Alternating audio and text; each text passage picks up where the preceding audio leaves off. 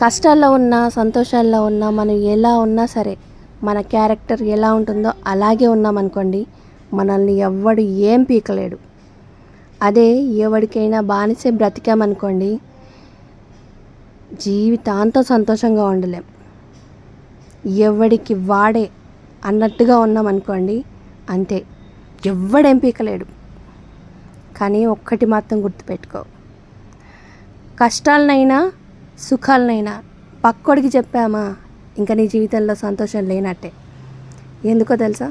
సంతోషంగా ఉన్నామని చెప్పేసి మనం చెప్పుకున్నాం అనుకోండి, అబ్బా వీడు సంతోషంగా ఉన్నాడు రా అని చెప్పేసి ఇంకా కథం, నీ ఏడుపు చూసేదాకా ఏడిపిస్తూనే ఉంటారు. నీ కళ్ళల్లోంచి కన్నీరు కాదు, రక్తం వచ్చేదాకా చూస్తారు. అదే నువ్వు కష్టంలో ఉన్నామని చెప్పి అనుకోండి, ఆ కష్టానికి పదింతల కష్టాన్ని చేర్చి ఇంకా కష్టపెట్టి నిన్ను పాడెక్కిచ్చేలాగా ఉంటారు మనుషులు. వాళ్ళంతా ఎవరో కాదు, చుట్టూ ఉండే మనుషులు, బంధువులు, రాబంధువుల రూపంలో పీల్చుకు తినే మనుషులు వాళ్ళే ఉంటారు.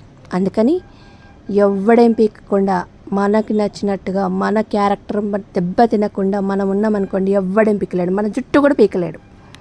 గుర్తుపెట్టుకో.